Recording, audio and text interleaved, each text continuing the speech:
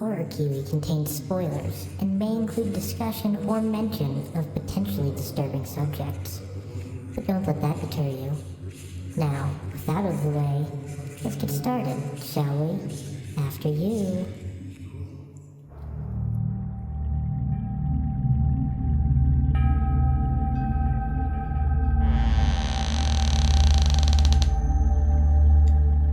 Hello and welcome to episode 3 of the Horror Kiwi podcast. I'm Mike, and my guest this week is none other than my girlfriend Reiko. Hi, I'm Reiko. This week we picked our double feature together. I picked, for my half, The Exorcist, which I had somehow never seen. And what did you pick, Reiko? I picked Paranormal Activity. Why'd you pick that? Because I'd never seen it, but I'd never seen The Exorcist either. I haven't seen a lot of movies. Okay. Did you have any expectations going into these movies? I actually forgot when they were made. I know last year we watched a lot of found footage. So I was kind of expecting like the found footage style scares from Paranormal Activity. I didn't know what to expect from The Exorcist. Okay. So I guess we should talk about The Exorcist first, since that's the first one we watched. Yeah, and it was also... And it's the older one. Yeah. So what do you think of it? So I had seen a lot of scenes from it without having seen the movie. Like, you know, the classic puke scene that was... I was waiting for it to happen. I'm like, is it going to happen? Is it going to happen? I kind of kept bugging you about it through the whole movie. Yeah, you did. I might be mixing it up with some other movie. I'm pretty sure that is a scene that the director or whoever's in charge didn't tell the guy that was going to happen, or at least is going to happen that much. Yeah. And I don't know if it was just kind of a prank, or they didn't expect it to be that much, or what. Or if it's just to get a more visceral reaction out of him. But that's the thing that I think happened. Okay. I mean, it was a pretty cool scene. Maybe I had seen it when I was younger and it was more scary. But I guess since I knew it was going to happen, it wasn't too big of a scare. But it was pretty impressive how it was done. All the practical effects, and especially the makeup, were real good, I thought. Especially for the 70s? Yeah, I think it was made in the 70s, but the practical effects are all pretty good. And definitely after watching, I think last year we watched a documentary about practical effects in general. Maybe. Like the history of. Maybe, but we've also watched 2 to 3 seasons of Face Off since last year. Well, the first season of Face Off we watched was really good. It's just been progressively getting worse, but that's not what this is about. Yeah, we should probably go back and see if I can find older seasons to watch. Apparently it was real good at the beginning. The next season starts in January? January. I think they've decided that 2 seasons a year is maybe not a great or sustainable idea, since it already seems kind of like they're scraping rock bottom. Well, nothing against the school they're getting it from, but some of them are hits and some of them are not. It seems like a lot of reality TV shows where it gets to season 47 and everybody who is going to be on that show has already been on that show. That just makes me think of Dancing with the Stars. Or any of the Food Network celebrity challenges. Celebrity. I'm making air quotes here. I mean, at least I know some of the people, but you don't. Yeah. So. D-E-listers. Nah. But you start to recognize people that return, so their agents are doing something. Next couple years, mark my words, we're going to be getting Worst Chefs in America YouTube edition. It's gonna be all YouTubers. No, but the YouTubers go on The Kitchen. Like, that's true. The last couple of guests have been YouTube hits or Pinterest hits. Oh, you watch the shows with all the bad cooking people. They're gonna get those people on a show together. But they're not. Okay, I can't prove that they're not being bad on purpose, but at least 2 of the ones that I watch are bad on purpose. Who knows about the rest, though? How many more are out there? I'm still waiting for them to get my English boys on there, so... It's an untapped market, Food Network. I'm waiting for your call. So enough about not scary movies. Is there anything that stood out to you about The Exorcist? I guess, again, the plot line, I think it was pretty jumpy, I guess would be the not correct term to use, but it kind of jumps from one thing to the next. It moves at different paces. Yeah. Like, it seems to start really slow in the beginning, kind of introducing you to the Exorcist that comes out near the end. Mm-hmm. And I guess that little thing he finds. Little fetish thing, yeah. Sure. I guess, does that show up at the bottom of the stairs? Yeah. Should we have said that there are spoilers in this? I say that. I think I might say that in the beginning. I'm not sure. Okay. Because, yeah, the daughter made little arts and crafts, like she did sculpting and stuff, but did she make it and it happened, or was it the actual thing? I'm not sure. So apparently, remember when we were looking on Amazon, there was the extended edition that you could only buy, not rent? Yeah. Apparently, unlike most extended editions, that is significant, and there's like 11 full extra minutes in there. Do you know when they were, or what they were about? What I saw, one of the things I saw is that there's more dialogue between the two priests. Oh, and not just business at the end? Mm-hmm. And then I think it was in there that you find out that the older priest had fought with this demon in the past in Africa. The same demon. But he was in Iraq when they found the thing. So but it was in Africa. But he's a world traveler. That's been established.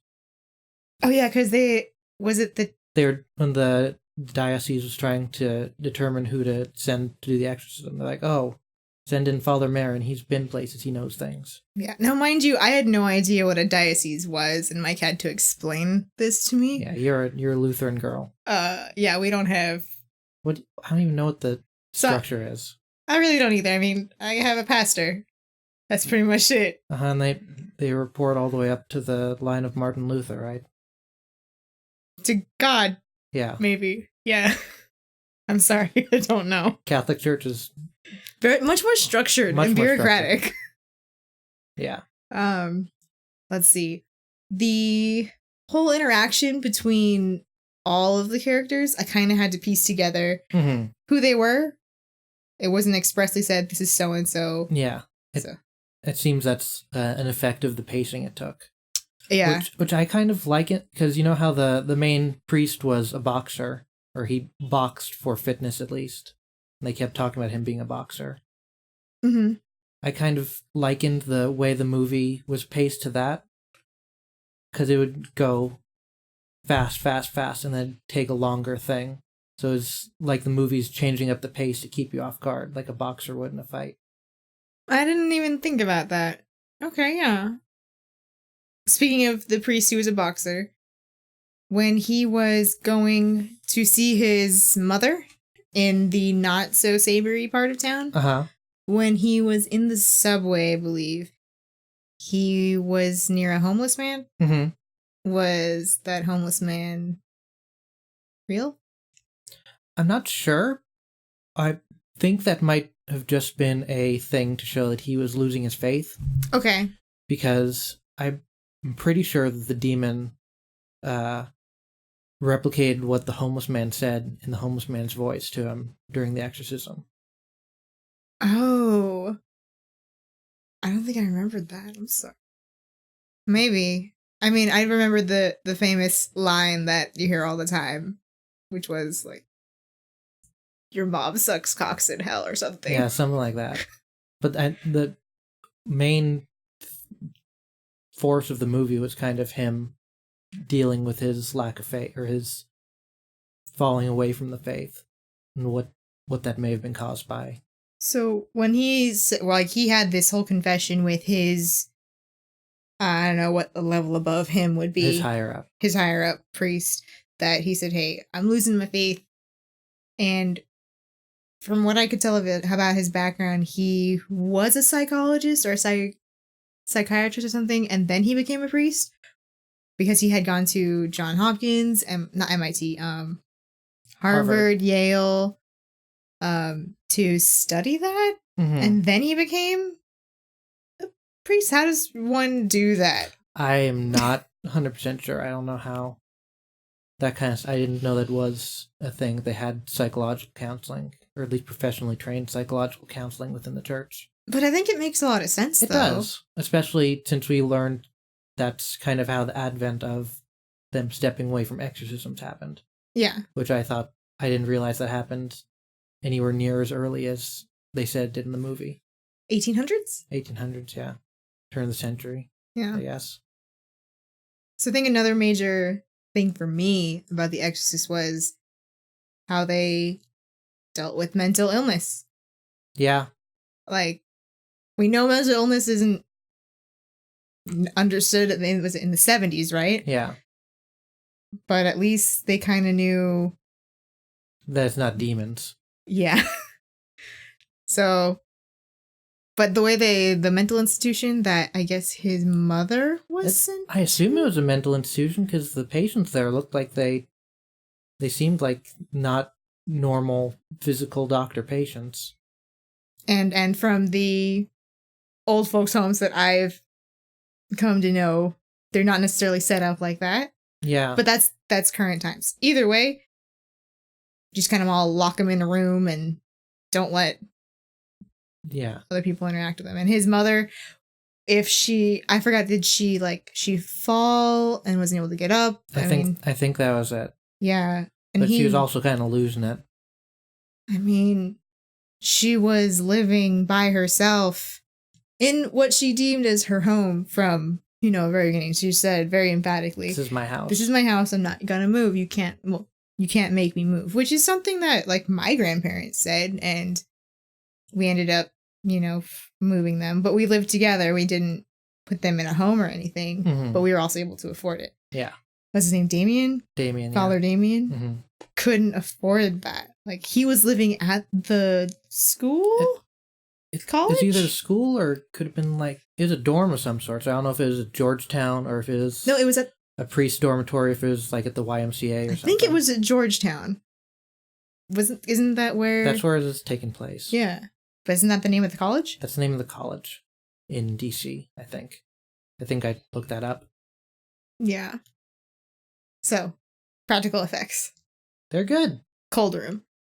Yeah. That's what they had to be doing to make it so they could see their breath constantly, right? It was very impressive.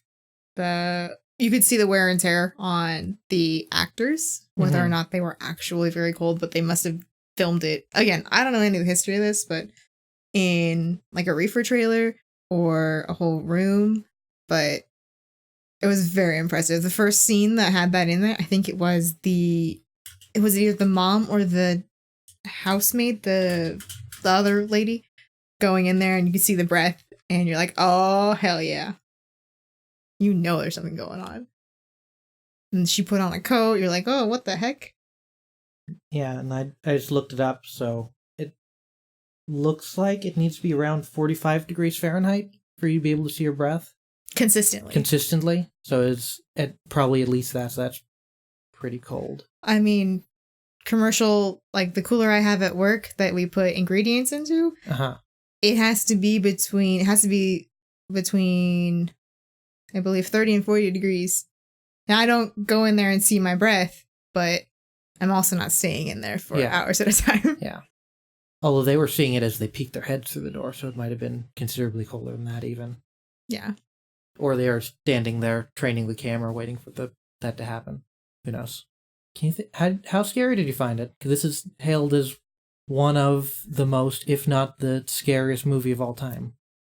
I mentioned it before, but the mental illness portion, I think the part where she was getting all of the tests done, that was the worst for me. Yeah, I didn't like that. They didn't ever show the needle going in, but the part where they were doing the arteriogram and they had it Gushin. Yeah, and you're like, oh, that's not supposed to happen. Why aren't they stopping it? And it's because they were putting in the dye, the marker, right? Yeah. And nowadays, I have no idea how it's done, but it can't be like that. Maybe it's done like through the IV thing that you. I mean, that yeah. That makes sense, right? But they were putting it into the artery, artery. because it was going directly to the brain. So maybe that is the way they do it. They just have a cleaner way of doing it now. I mean, medicine has improved since then. There was that one machine that was going... It's going wah, wah, wah, wah. It's just kind of erratically moving around. You can't see my movements. And was audio. That an MRI? Or I don't know what that was. We're clearly not medical experts. MRI is the one where you're in the big donut because it's bum, bum, bum, bum, bum, right? Yeah. Ooh, I just hit the pop filter. So that's why I thought it was an MRI. But it's just going around the front, so... No, there were two sides to it. Oh, were there two sides to it? Yeah. Maybe that was an early MRI then. Maybe. 70s MRI. It looked very sci-fi, but again, medical devices of the time. What is that? That's 40, almost 50 years now? Almost. So if we go from 70. Yeah. Oh, man.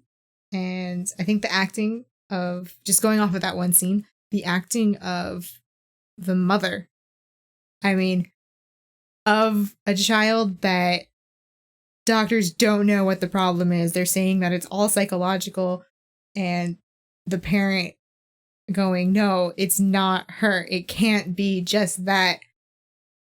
She did it very well. It was very believable, and it like brought goosebumps. Like, I just got goosebumps from it, like how good it would be, or how good she was at doing that, and how horrible it would be to be that parent.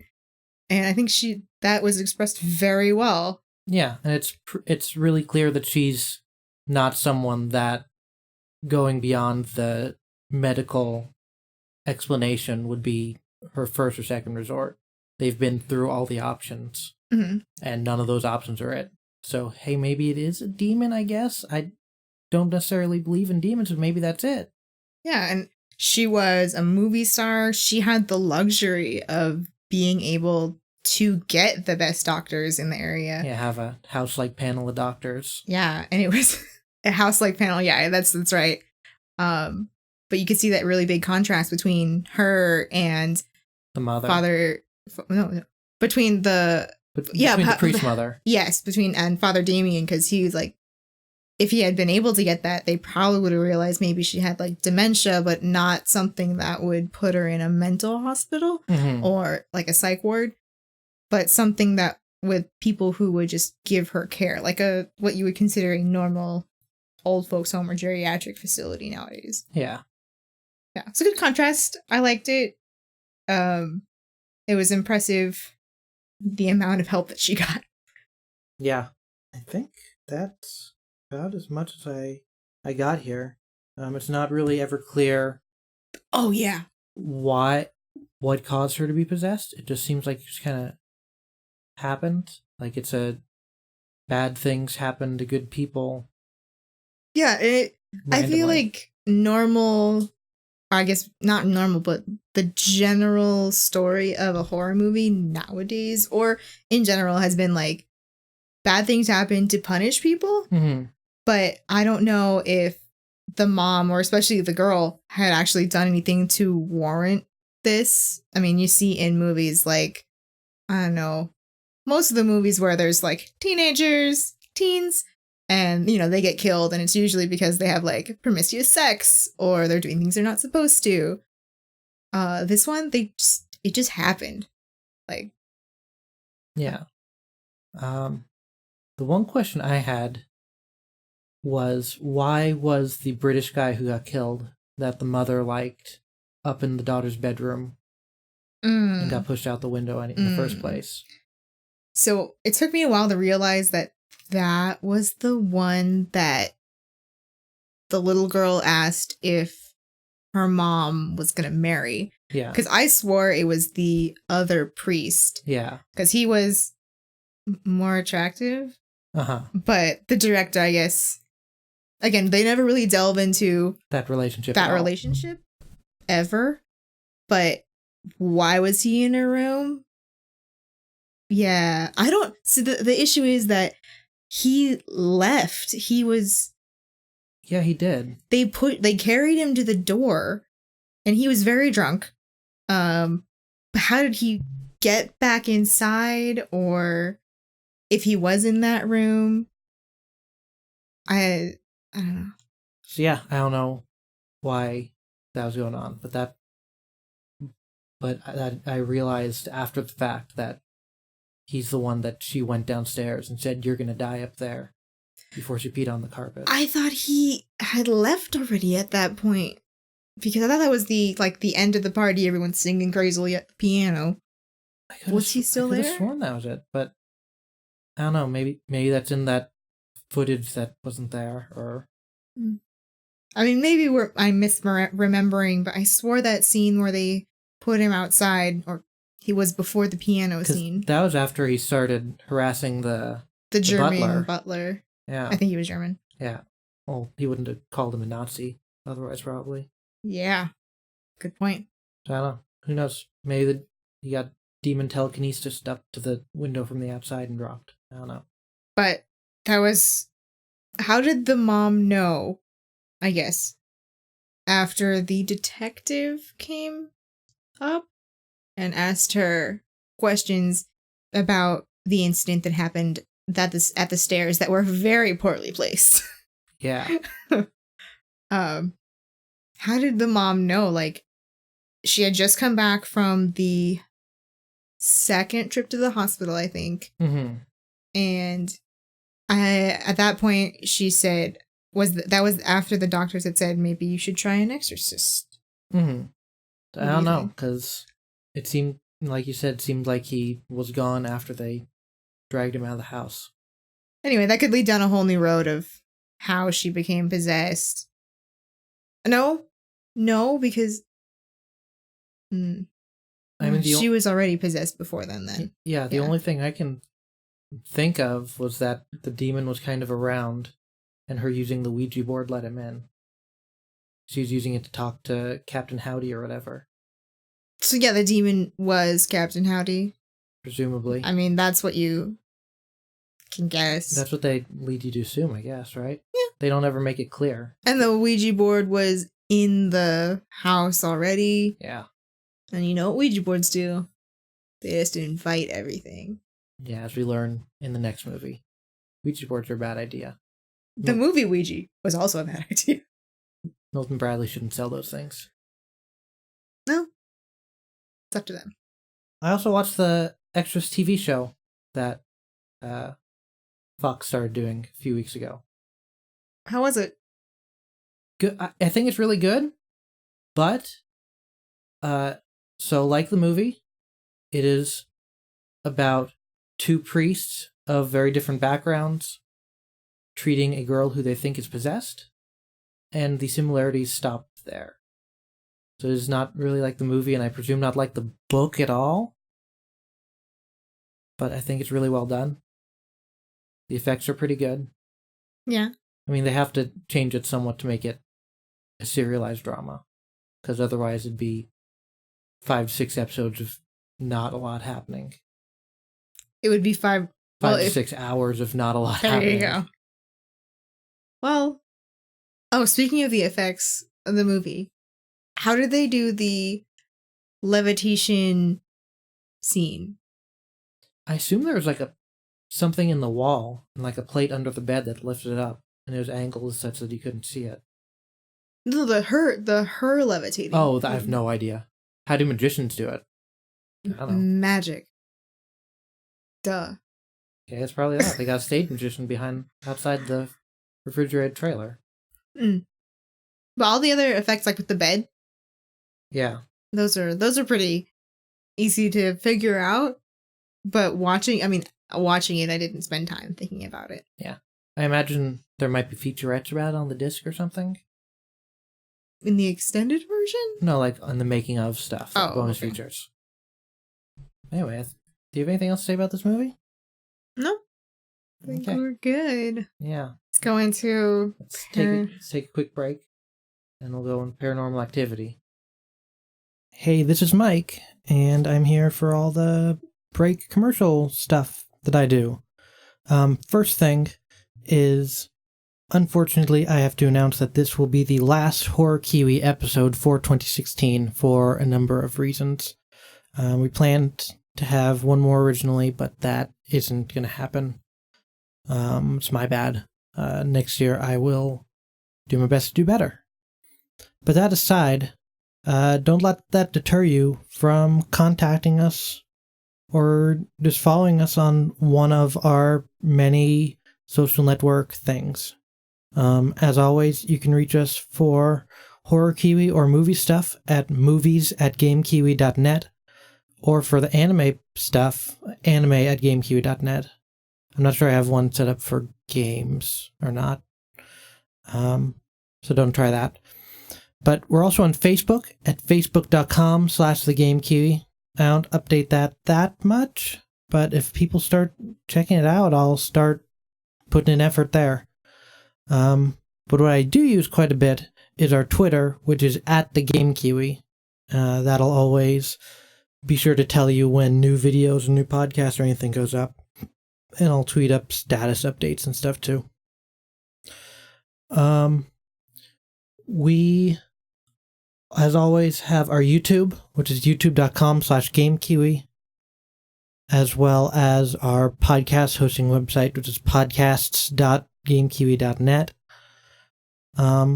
And lastly, this year, it's next week at this point, October 29th, starting at 11 a.m. Pacific Standard Time, which I think is GDT -7 right now, I think. Maybe -8, I don't know. AP from the Yakuza and Digimon Let's Plays and I will be doing Extra Life to benefit the UC Davis Children's Hospital. Extra Life is a 24-hour video game marathon, so we will not be sleeping, only games for 24 hours, and we will be taking donations through Extra Life to help some sick kids and help my alma mater, UC Davis, help those kids out. All donations are tax deductible, and any donations that get sent in before the marathon starts, I don't know exactly when his cutoff for going to the store to get stuff is, will be able to pick ingredients to put on the sandwich that AP is going to make for dinner. So you have you have the chance to make him either very happy or very sad in the stomach zone. So please do that. Please watch. Please donate. It'll be a lot of fun, and we're doing it for a good cause. Other than that, please keep your eye on us through the new year, because I got some stuff planned. I'm going to start doing more things. This year's been kind of a down year for me. I'm going to make sure that's not true next year. So yeah, thanks for listening. Thanks for watching. Thanks for supporting Game Kiwi. But all that boring stuff's out of the way now. So let's get back to horror movies. Let's get back to Paranormal Activity. And we're back. And we're going to be talking about Paranormal Activity now, which came out in 2007. 2007? 2007. So we were just about done with high school. So compared to, like, the Blair Witch, when did that come out? Blair Witch, I believe, was 2000? I think that one was, like, the early. Yeah. Blair Witch Project was 1999. Okay. It was very early. Okay. So this was 2007. Right. Okay. So what made you pick this movie? I had never seen it before. And the movies that, for example, I would be normally afraid of, The Birds and Birdemic, I had already seen. And I didn't think that it would be necessary to watch it again. So you had no idea that I had watched this previously and caused what I would call irreparable mental damage to my psyche. I mean, it explains a lot, actually. Oh, like how I had trouble sleeping with the lights off those 3 years I lived alone. I think the problem was you lived alone in general. Like, you didn't need to. In that noisy ass apartment. You could have lived with other people. I could have. I didn't want to. I didn't know other people to live with. Yeah.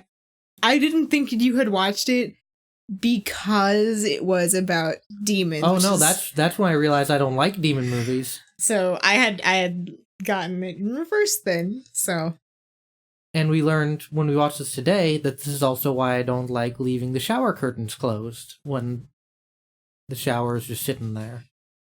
And no one's in it, you mean? Yeah. So, Paranormal Activity is part of a series, right? Yeah. So this a bunch of was them.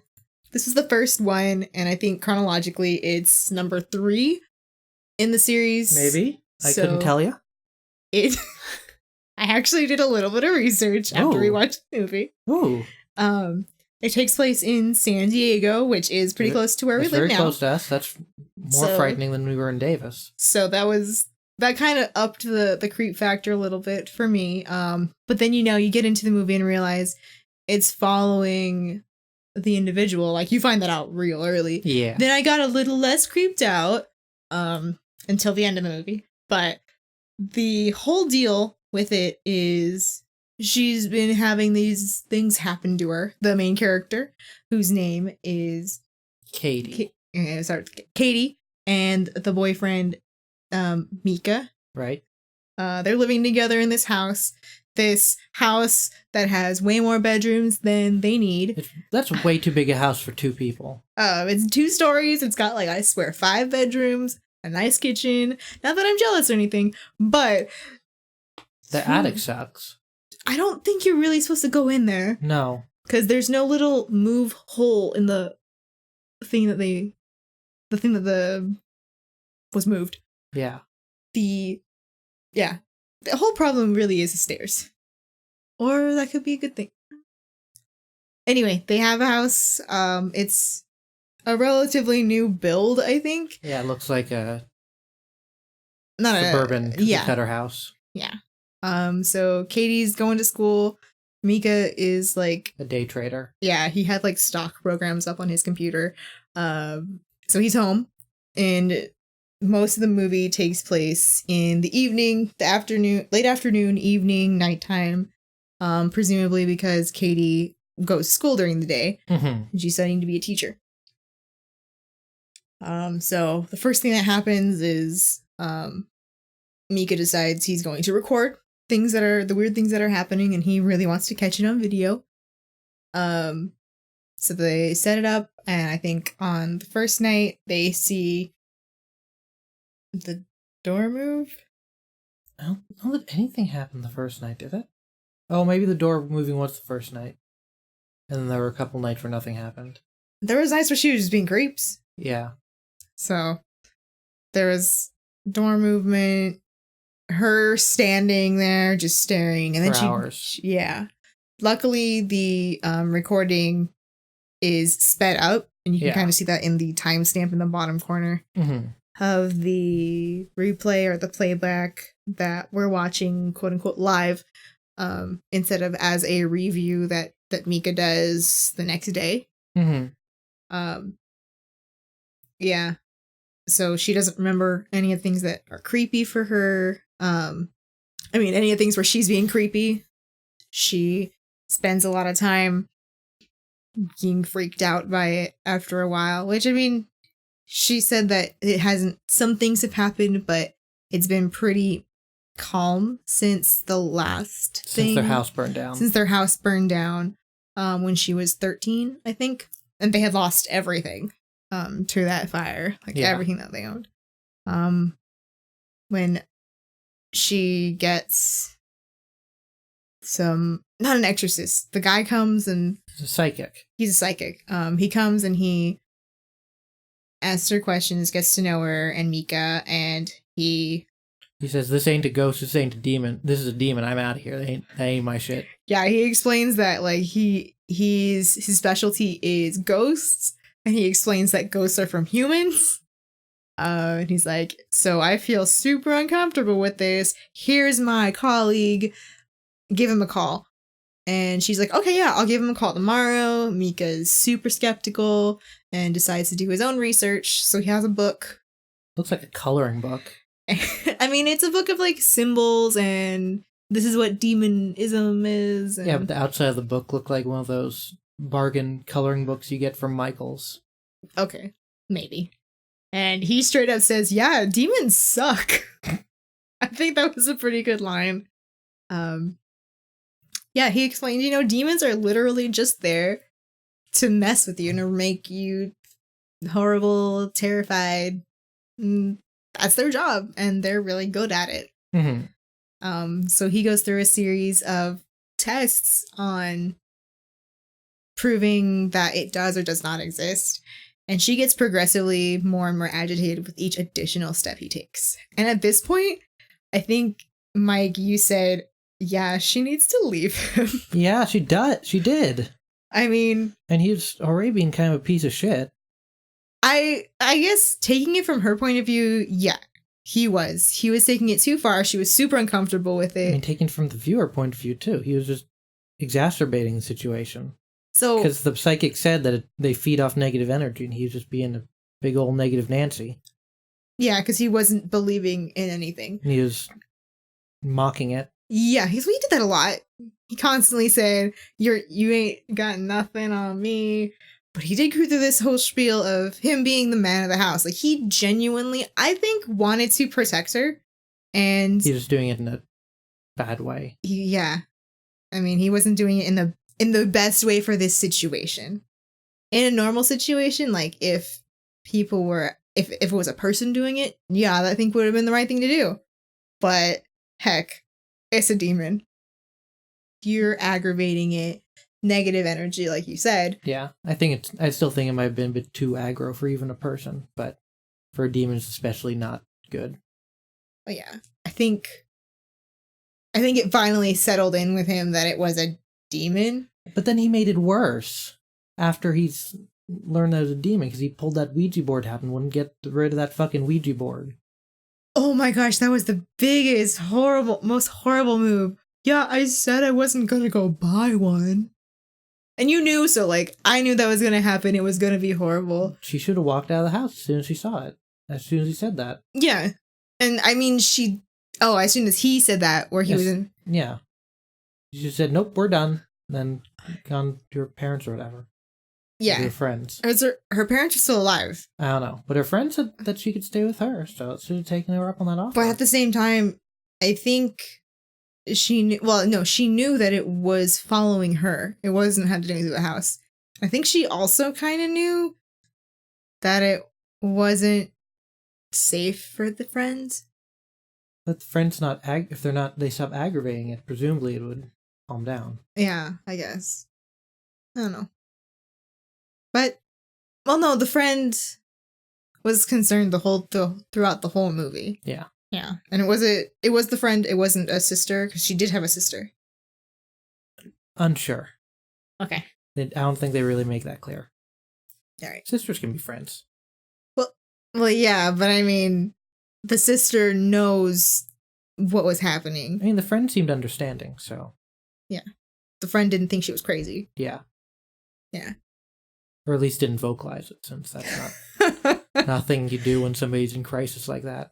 Although she straight up said not to bring the Ouija board. Yeah, because it's a bad fucking idea, dog. Yeah. Oh, man. Oh, what did you think about, I guess, the cinematography?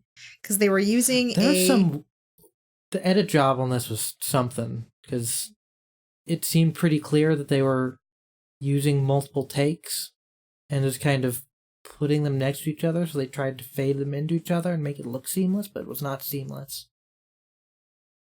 Well, I think that was because, so again, I was doing some reading, that it wasn't scripted.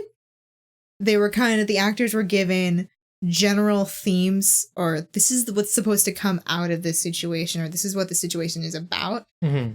And I think that had to do with how it was presented. I thought that the conversations were pretty believable. Yeah. Especially with the psychic. Mm-hmm. And normally the psychics that you see on TV are like very mysticism and go over the top, and he was a normal person. He was like a therapist. Yeah. So I liked it, but you're right. The first scene where those two are talking, Katie and the first psychic, mm-hmm. there were some weird fades. Well, it was the same psychic that came back later. That's what I meant. I mean, the first visit. Yeah.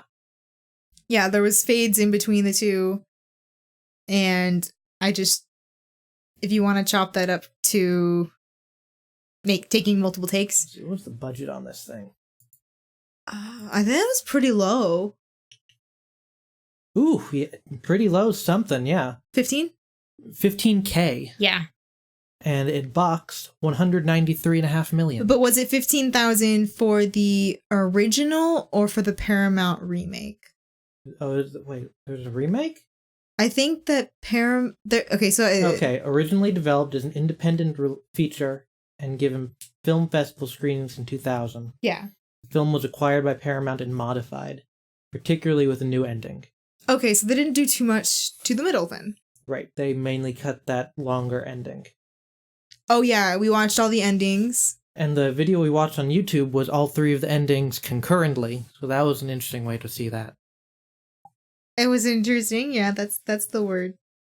But other than that, it was filmed through Mika's camera, which we saw at the very beginning was not a normal like home video camera, but like a tier or 3 above. Yeah. It had a light, a boom mic. I don't know if it had a boom mic actually. It had external mic thing.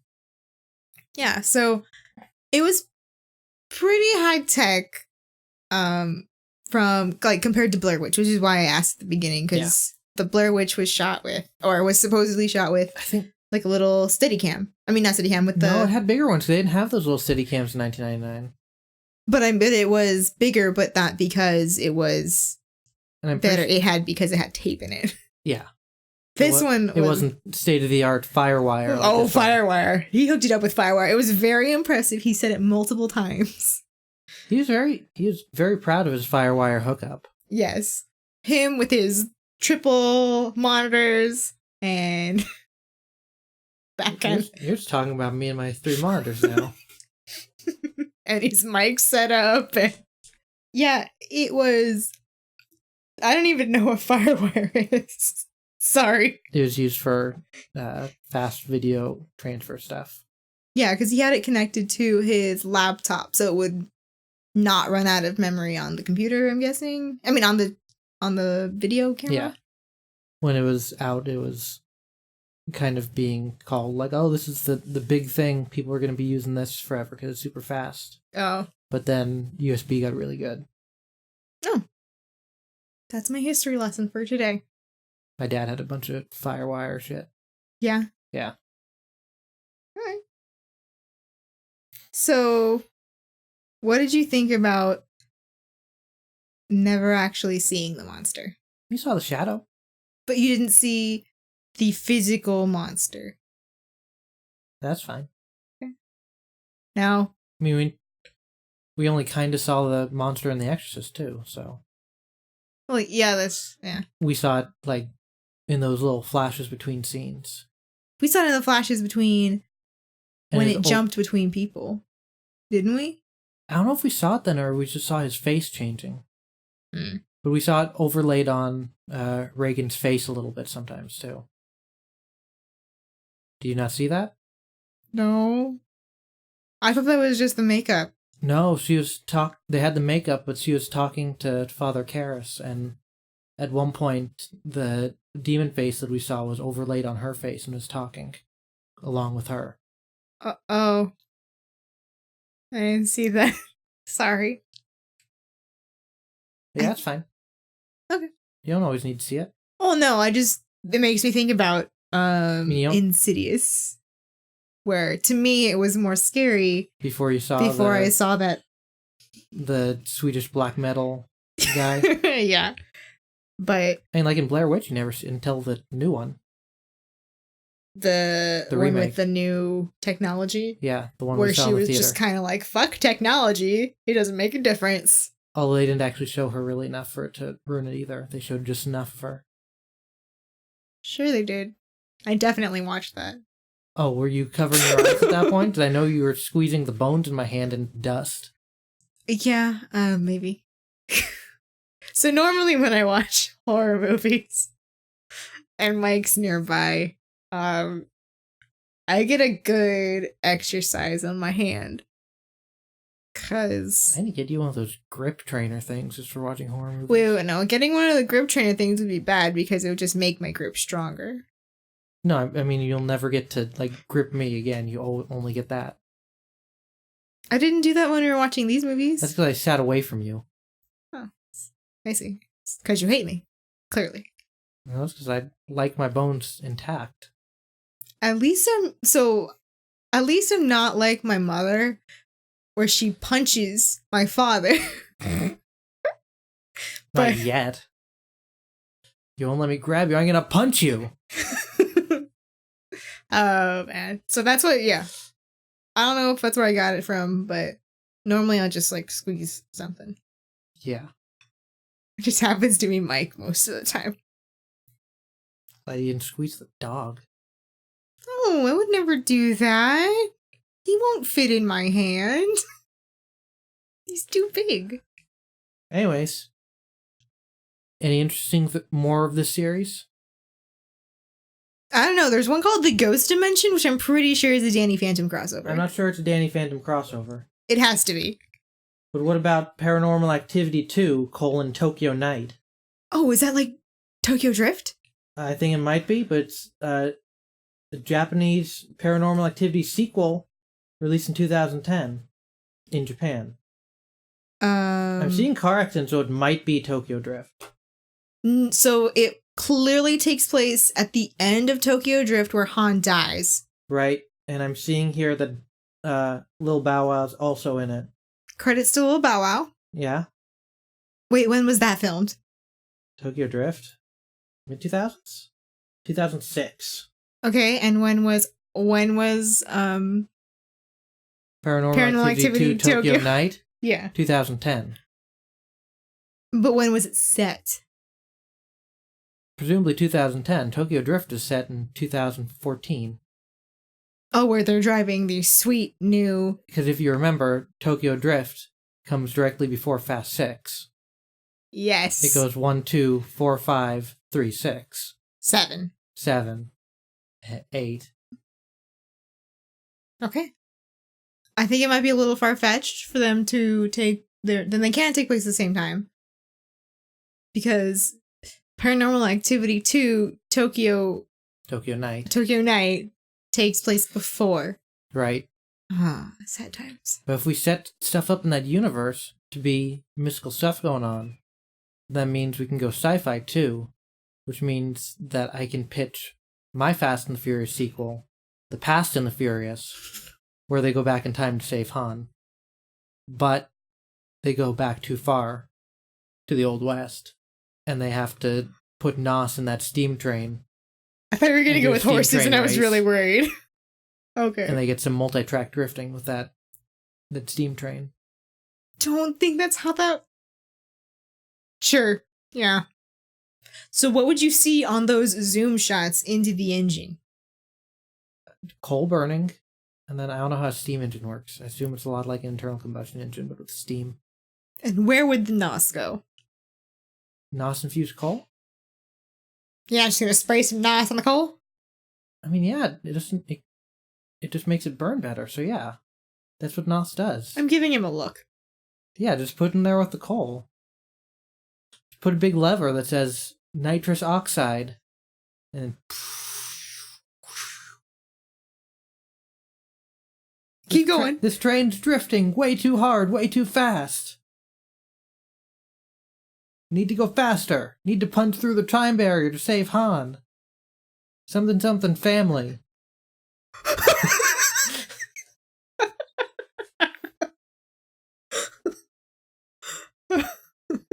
Okay. I think that's it for these two movies.